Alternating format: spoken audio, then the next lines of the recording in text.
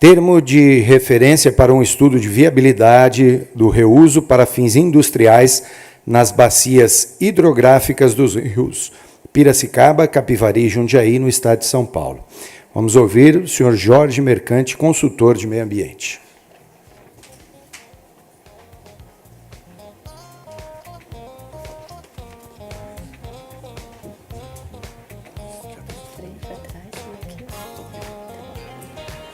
Senhoras e senhores, boa tarde. Em nome do Comitê PCJ, da CT Indústria, agradecer a organização do evento pelo convite. Também queria agradecer ao Banco Mundial, nas pessoas da Stella Goldstein e do Iraúna Bonilha, a Fiesp, o Alexandre Vilela, e também a agência PCJ, a pessoa do Sérgio Razeira, seu diretor-presidente. Esse assunto que a gente vai tratar aqui agora é um termo de referência. Os senhores viram, acho, nas outras palestras, muitas informações que vão estar, provavelmente, sendo subsídio para que esse termo, esse estudo melhor, ele progrida. Tá? Um breve histórico.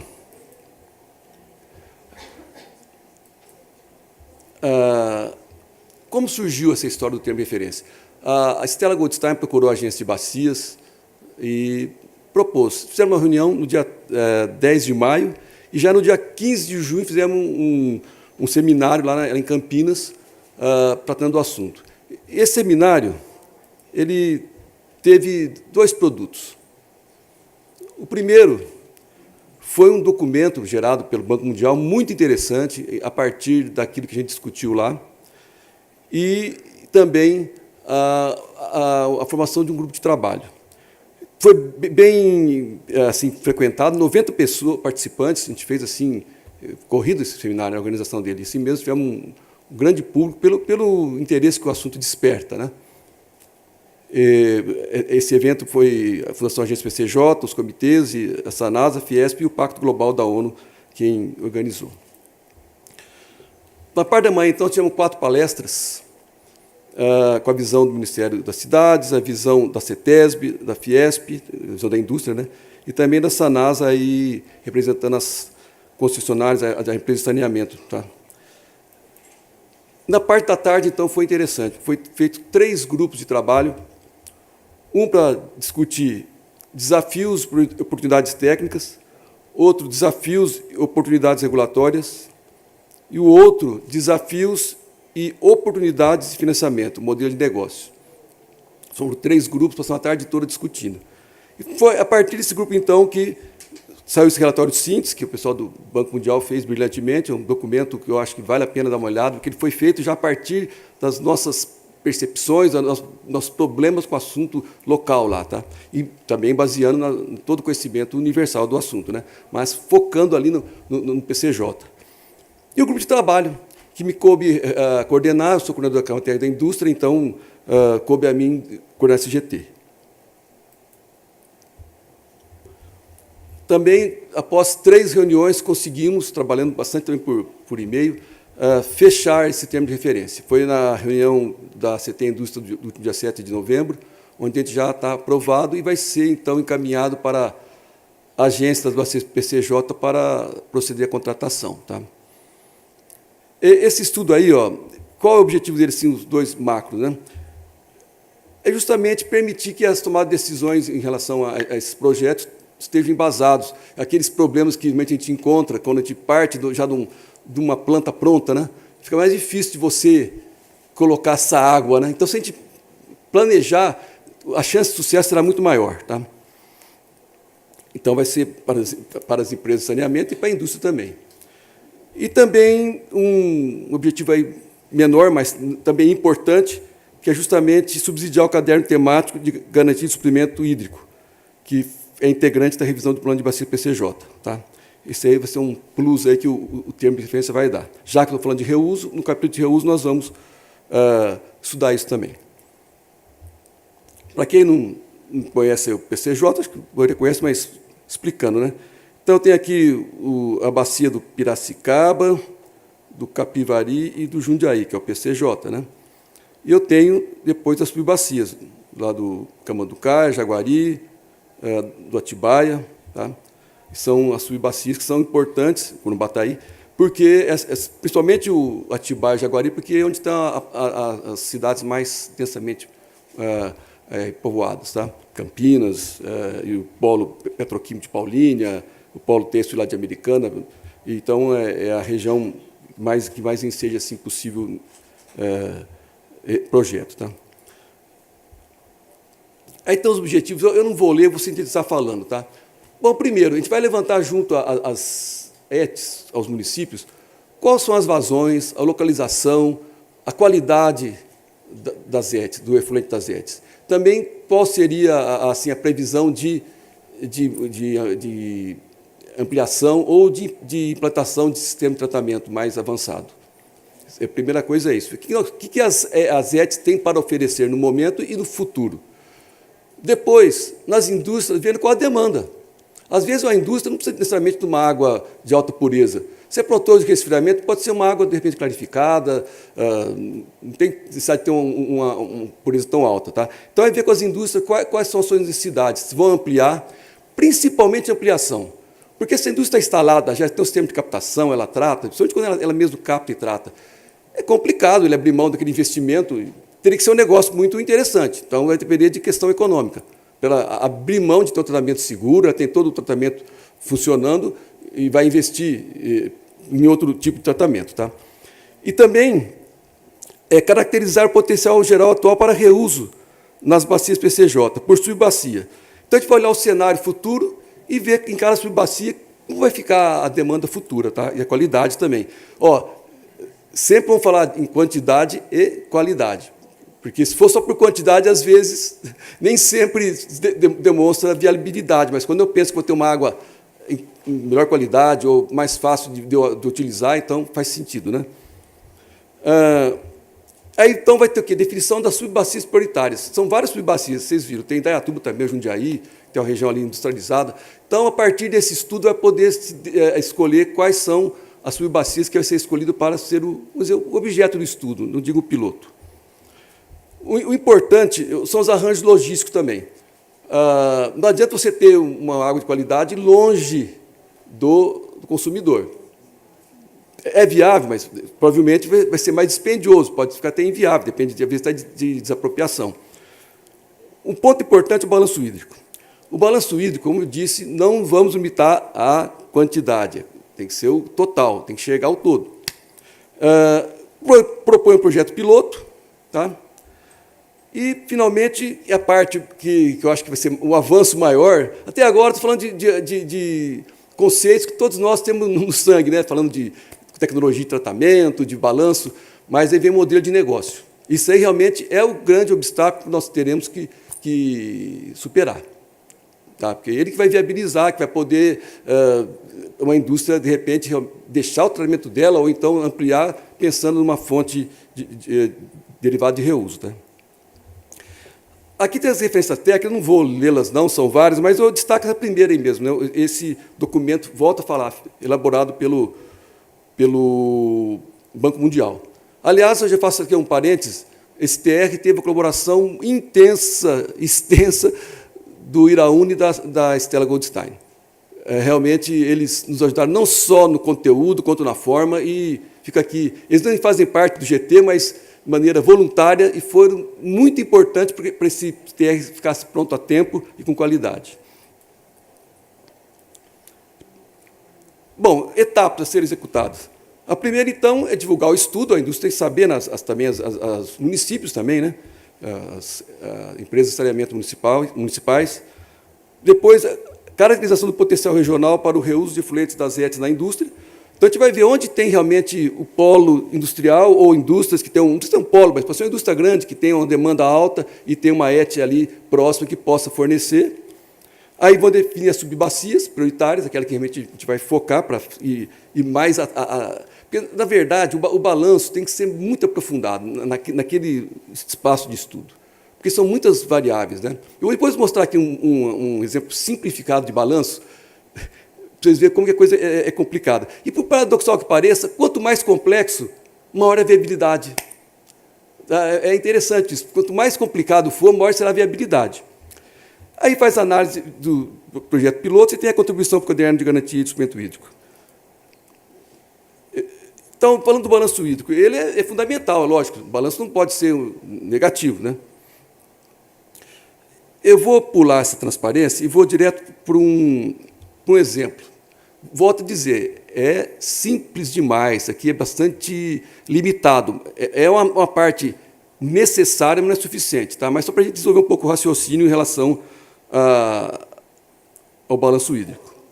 Então, como eu coloquei aqui, são os dois rios. Um tem boa qualidade, tem água suficiente, o outro já é um rio mais degradado. E duas indústrias A e B com tratamento terciário. Então, olha, vejam só, nós temos aqui uma ET que está despejando 20 litros por segundo no rio 1, a indústria A capta 100 litros e lança 70, ou seja, 30 aí ou evapora ou incorpora em produto. O rio 2 é o rio menor qualidade. A B pega no próprio rio 2, 200 litros, evapora 50, ou incorpora 50 e lança 150 aqui no rio. E aí tem uma ET aqui que lança... Aqui, ó, observe, eu não coloquei de onde está vindo o influente dessas ETs. Porque, normalmente, quando você tem transposição de bacia, que realmente fica mais interessante. Né? Você vai ver aqui adiante. Bom, aí as ETs resolvem oferecer esse efluente tratado para as indústrias. Se eu oferecer aqui da ET 1 para a indústria A, qual é a consequência? Ele deixa de lançar 20 e eu deixo de captar 80 aqui a indústria. Então, a diferença é zero. E aqui eu continuo lançando os 70. Então, do ponto de vista só quantitativo, é neutro. Pode ser um bom negócio, depende da indústria, tem interesse, eu quero desativar a minha ETA, sei lá, pode ser um bom negócio. Mas, só do ponto de vista de balanço, é neutro. Tá? Não interfere também no rio 2 ali. E a outra aqui vai oferecer, vamos pegar outro caso aqui. Essa ainda, a ET 1 agora resolve oferecer 20 litros por segundo para a indústria B, que está no outro manancial. Aqui, ó, eu tenho uma diferença de menos 20 litros por segundo no rio 1, mas ele tem qualidade suficiente, quantidade, e vou favorecer quem? O rio 2 aqui, porque eu vou deixar de captar 20 litros por segundo, ou seja, tem um ganho de 20 litros por segundo aqui nesse rio, considerando que o efluente é tratado, terciário, beleza, tá? Então, esse arranjo, só do ponto de vista quantitativo, ele é bastante favorável. Agora, tranquilo, esse aqui vê a distância, da ET 1 para a ET 2. Não vai gravar o rio 1 e o 2 vai ter um benefício. Agora, se eu for querer mandar da ET 2 para a indústria A, aí a coisa complica um pouco. Por quê? Eu vou continuar retirando aqui está errado, é 100 litros por segundo lá, né? Considerando que aqui é 100, tá? Eu não mudei aqui. Continuando tirando 100... não, tem razão, é 80, desculpe. Com a entrada do 20, eu diminuo para 80 a captação desse rio. Tá? Diminuo para 80. E lanço 70. Ou seja, o lançamento é o mesmo, só que eu vou ter 20 litros a menos dessa ET aqui, a montante. Eu tenho um prejuízo aqui de 20 litros e um ganho aqui, onde não precisava. Então, esse arranjo, do ponto de vista quantitativo, não é desejável. Tá? Não é desejável. Finalmente, eu posso mandar da ET 2 aqui para a indústria B. Aqui é neutro, né?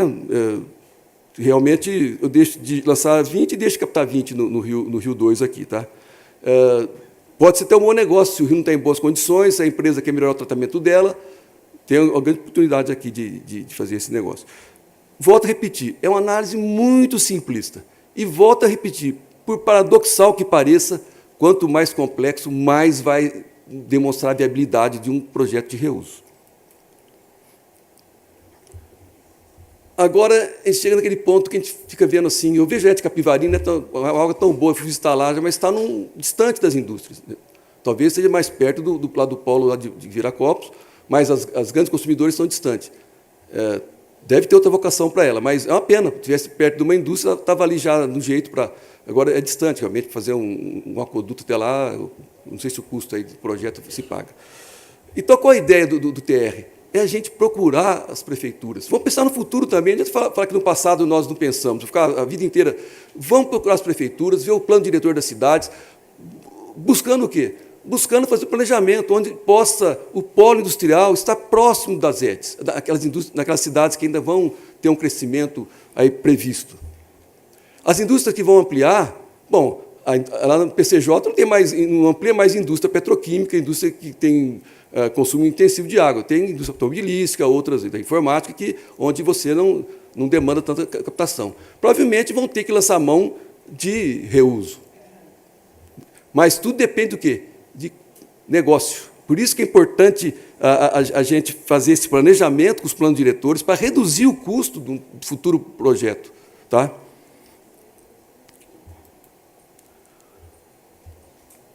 Aí, então, vem essa parte que eu não conheço, mas o Banco Mundial conhece bem isso, tem bastante experiência, e o pessoal da Fiesp, Ciesp também, justamente sobre a viabilidade dos projetos de reuso. Tá? A primeira é quais são os investimentos necessários para fazer esse arranjo aí proposto. Tá? Depois, análise dos aspectos jurídicos, concessão de serviços, distribuição de efluentes tratados. Tem a questão aí da normativa de quem pode fornecer, quem não pode fornecer água, tem que ser vista essa legislação. Tá? Depois, o modelo de negócio propriamente dito. Aí vou chegar nesse seguinte ponto. Né? Como funciona a cabeça da indústria? Eu não sou industrial, não represento o Ciesp no comitê, mas como ele tem que pensar? Ele tem que pensar sempre em negócio, não tem jeito. Ou ele sai da bacia, fecha a fábrica, vai para outra região, ou vai para outro estado, ou vai para outro país, ou desativa o negócio. Então, a gente tem que ter sempre em vista que ele vai procurar a saída mais viável, econômica e ambientalmente. Vou dar um exemplo aqui para vocês prático, que eu vivenciei, eu estava na ocasião. Eu sou aposentado, trabalhei na Replan por 36 anos, tá? Na área de meio ambiente e de recursos hídricos. Uma das unidades, a unidade de destilação atmosférica, lá em 2004, 2005, ela precisava ampliar e não queria captar mais água. O que ela fez? Ela usou uma tecnologia chamada tecnologia PINT. É um software que otimiza a bateria de pré-aquecimento. O que quer dizer isso, bateria de pré-aquecimento? Os produtos saem quentes e tem que chegar no tanque frio. Então, qual é a primeira troca de calor? É que o petróleo está entrando frio. Passa o calor para o petróleo e depois ainda precisa passar permutadores com água de resfriamento para poder chegar à temperatura que o tanque pode armazenar. Mas essa água de resfriamento vai para uma torre aberta onde evapora. Tá? O que a Replan fez? Ela aumentou, quer dizer, com essa tecnologia, aumentou a troca térmica dos permutadores, quer dizer, trocando mais calor do produto com o petróleo. Com isso, reduziu a temperatura da água de resfriamento, reduziu a evaporação, e é perda alta, e, ao mesmo tempo, economizou combustível e gerou menos gases para a atmosfera, gases de combustão. É um negócio ambiental e econômico fantástico. Só tem um detalhe essa tecnologia, que pode, às vezes, esse projeto ser limitador. Precisa aumentar o espaço. No caso dessa unidade aí, desativaram uma rua, porque ficaram maiores os perguntadores, era possível. Tem unidade que, às vezes, já não tem espaço suficiente para você ampliar a sua bateria. Eu só quero dizer o seguinte, que o industrial ele vai olhar com outras fontes também para comparar. Ele vai ter que comparar. Não tem jeito. E, finalmente, o reuso não produz água, mas o reuso pode aumentar a quantidade hídrica naquele ponto que eu preciso. Esse que é o interessante. Só tem um jeito de trazer água para cá, ou através das chuvas, né, ou por dessalinização de água do mar, que é uma fonte inesgotável. Mas, né, o que nós fazemos, na verdade, é armazenar no subsolo, nas barragens, nos tanques. Mas ele pode colocar água com qualidade no local que eu não tenho. Entendeu? Não é produzir água, mas oferecer água com a qualidade necessária. Eu tenho água no rio se eu não consigo tratar. Né? Grosso modo, se o rio fosse um rio não perene, um temporário, aí ele fazia um tubo, né? É a melhor coisa, né? Na verdade, nós, né, utilizamos muitas vezes o fluxo de base para diluir. Isso é uma realidade, não vamos, né? É uma realidade. O fluxo de base dilui. Por isso, às vezes, compensa mais eu pegar no manancial e tratar, em alguns casos, do que pegar uma água de reuso. É um fato, não podemos nunca ignorar isso. Mas a gente tem que lembrar também que o reuso tem uma corrente salina. Eu como indústria, só uma coisa me preocupou na crise, estava na época da crise lá. Sal, cloreto de sódio, principalmente. Quanto que Campinas lança por dia de cloreto de sódio através da nossa atividade humana? 10 toneladas por dia. Porque, na verdade, o OMS fala em 5 gramas por habitante. Aqui no Brasil, a gente come mais sal. No mínimo 8 toneladas por dia, 1 milhão de habitantes. E na crise, foi difícil tratar a água, por quê? O sal, as osmoses reversas, as resinas hidroquiônicas saturavam rapidamente. Quase que parou a fábrica. Tem mais 5 minutos? Quanto tempo eu tenho? Tem mais aí. Está aqui. Desculpe, eu estou tão aqui empolgado com o assunto. Esse assunto é empolgante, né? Então, gente, na verdade, a gente preocupa muito com o sal. Não vai estar no termo de referência, mas nós temos algumas possibilidades. Eu sei de unidade Fabril que, para descartar o concentrado no rio, faz cristalização. O custo é alto. Evaporação mais alta ainda. Uma das saídas que já estamos pensando é fazer uma planta de hipoclorito. Veja bem, hipoclorito, eu sei que o cloro na água, no tratamento de água, está com dias contados, mas ele é um insumo importante da indústria, o cloro e o hipoclorito. O cloro é mais complicado de produzir, o hipoclorito é mais simples. É uma saída para essa corrente salina. Porque, vejam só, a gente vai jogar uma corrente salina num rio que já está... vai ter impacto. E pode ter certeza que salinidade dá toxicidade alta, às vezes, se a salinidade for alta. Tá? Então, esse é um probleminha que a gente vai ter que discutir. E também essa questão aqui do processo, o estudo não vai entrar nos processos das indústrias. Só estamos alertando, a gente vai ter esse alerta, que a indústria vai fazer essa comparação de custos. Daquilo e sempre considerando o aspecto ambiental. Não estou falando aqui qualquer custo, não. Considerando o aspecto ambiental. Aquele que eu mostrei da Petrobras é excelente, ganha em todas as pontas. Né? Não sei se as unidades agora antigas, que não foi feita ainda essa tecnologia PINT, se elas teriam espaço para fazer. Mas pode ser que eles resolvam fazer, né, em andar, sei lá, vale a pena fazer o investimento. Então, é isso. Resumindo, vai depender de realmente o termo de referência, ele está caminhando para que se estude o arranjo mais viável, considerando aí proximidade. O Aquapolo, maravilha, ele está perfeito, ele passa por todos esses crivos aqui, por isso que é um sucesso. A região que ele se encontra, a qualidade do manancial, a proximidade das indústrias. Nós não temos, infelizmente, as indústrias no PCJ são mais espalhadas. Mesmo em Paulínia, tem 2 indústrias grandes, que é a Petrobras e a Rota, as demais usam pouca, a vazão não é tão alta de captação, de uso de água. Tá? E tem que trabalhar também na redução de perda nas torres de resfriamento. Isso aí é um fato, porque o ganho é grande. É uma água que sai da bacia e não volta. Tá? É o grande impacto.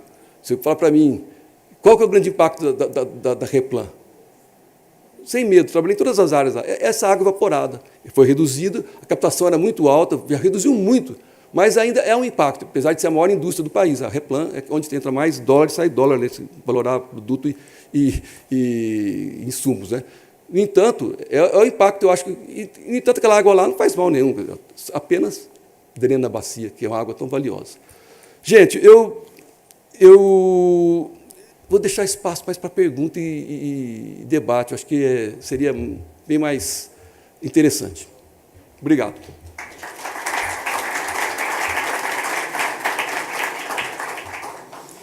Nós agradecemos ao Jorge Mercante e abrimos agora, então, um espaço para as perguntas, tanto para a palestra do Jorge Mercante como do professor Miersva. Então, se alguém tiver pergunta, por favor, se manifeste, para que nós possamos fazer aí aqui no meio.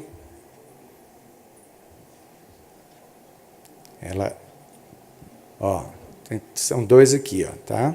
Então, primeiro lá no fundo, vamos lá no fundo primeiro, por favor.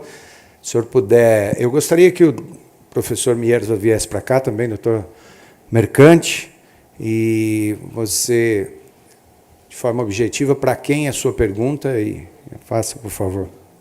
Meu nome é Ângelo, trabalho na Sabesp. É uma pergunta bem direta para o Mercante mesmo. Seria referente à disponibilidade desse termo de referência. Disponibilidade como isso, para acesso, isso. Sim. Veja bem, tudo que se faz no comitê é público, né? Então, assim que a agência concluir, porque agora, veja bem, embora nós tenhamos colocado já no modo, na linguagem da agência, a agência vai ter que deixar ele realmente de acordo com as premissas de contratação. Tá? Assim que a agência colocá-lo na praça, a gente divulga, vamos divulgar, pode ser através do próprio site do Comitê PCJ, tranquilo. De reuso, E para a gente é muito interessante aqui. Tá, não, disponibiliza sim. Depois você tem meu e-mail, você pode também entrar em contato comigo, podemos conversar já previamente, antes da publicação pela agência, podemos trocar uma ideia. É bem-vindo, aliás, a gente está aberto a todas as colaborações, todas as ideias vão deixar nosso produto mais robusto. Ok, aqui agora, por favor. Pôs o microfone aqui no meio, por gentileza. Para o professor Mierva, primeiro, é um prazer ouvir o professor. Eu fui seu aluno, acho que em 2006, 2007, faz bastante tempo. Meu nome é Diogo Taranto, eu sou diretor de negócios da Opersan. A gente vê bastante, eu acho que de forma muito bem abordada, né, a parte de contaminantes emergentes. Eu acho que muita gente toca nesse tema pela parte da contaminação das nossas fontes de captação de água para tratamento. E você enxerga também a necessidade de tecnologias realmente avançadas. E o Brasil, como uma carência de tratamentos, eu acho que a gente tem tecnologia disponível, mas na parte governamental realmente a gente não tem grandes aplicações quando se olha o hemisfério do Brasil, talvez aqui em São Paulo um pouco mais. Em contrapartida, você precisa das tecnologias, custo de rede, custo de CAPEX em equipamentos, e você tem também, por outro lado, um desincentivo, que assim a gente enxerga, pela regra tarifária do Brasil. A gente tem realmente estados com tarifa de água a R$ 2,50 por metro cúbico, estados aqui na região sudeste com R$ 14,00. Então, realmente, você não torna competitivo. Isso é um desestímulo à indústria, ao usuário final. Então, queria ouvir um pouco da sua consideração sobre esse ponto tarifário no Brasil.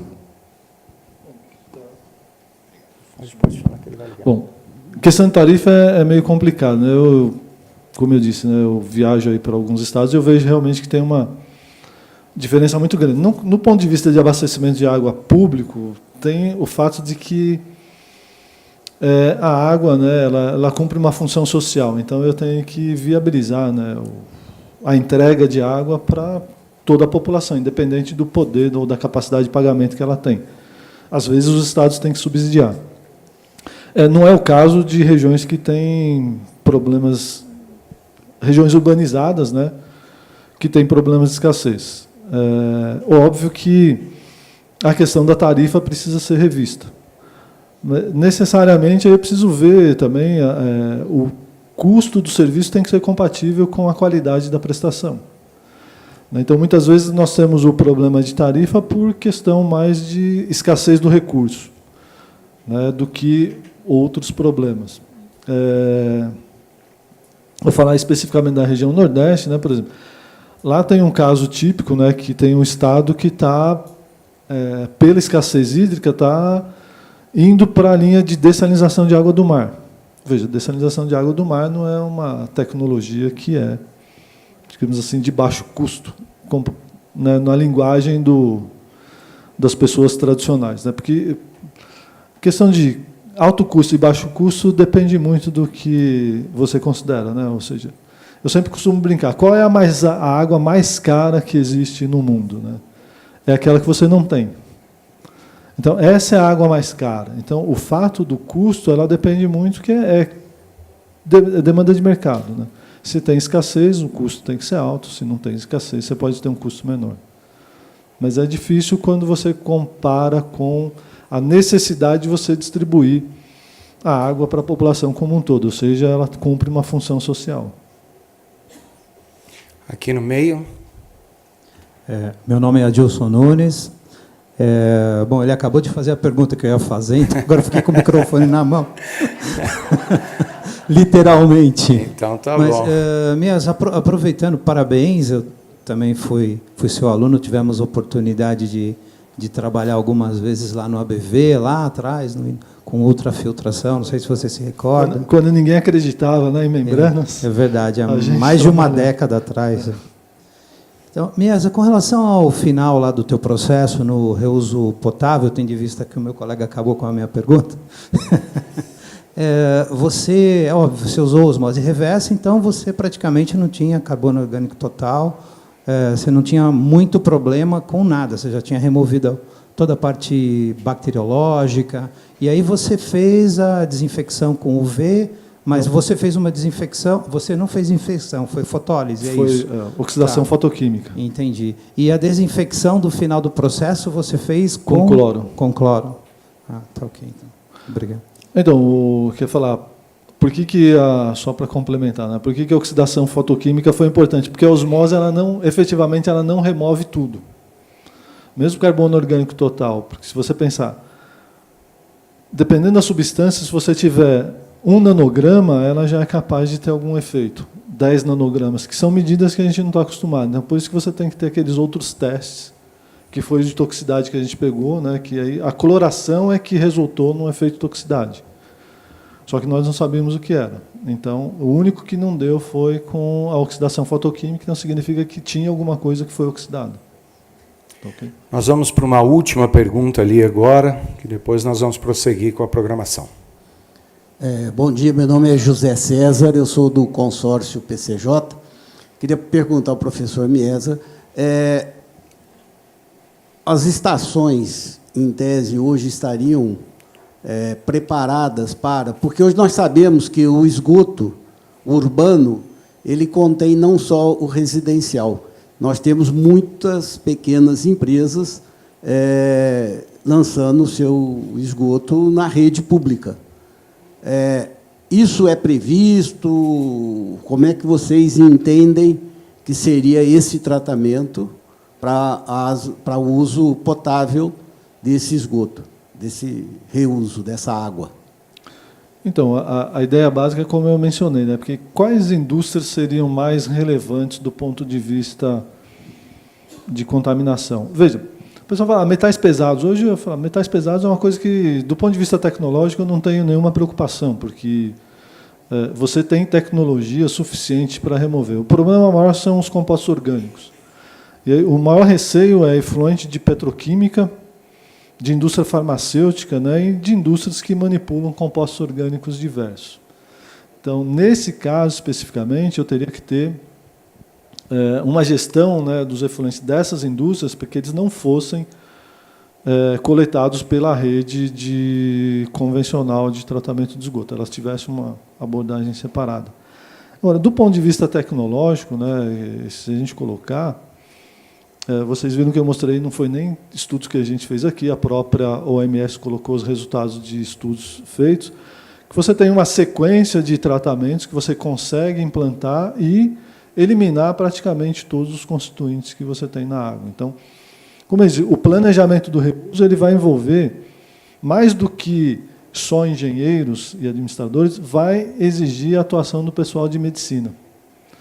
Né, principalmente o pessoal que trabalha, né, com essa parte de hormônios, entre outras coisas. A gente está tentando, né, envolver o pessoal da medicina aqui da USP, que é uma endocrinologista, né, que a gente quer que ela participe do nosso projeto para ela fazer essas avaliações, porque ela tem condição muito melhor do que eu, né, como engenheiro, né, de tratar essas questões.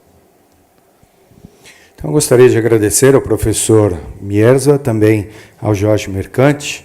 Muito obrigado pela participação de vocês. Antes de chamar o nosso próximo e último palestrante desta manhã, eu gostaria de lembrá-los que, após dessa palestra, nós teremos um tempo para o almoço, um lanche, alguma coisa assim, e deveremos estar de volta aqui pontualmente às 14 horas para a saída na visita de campo do Aquapolo, ok?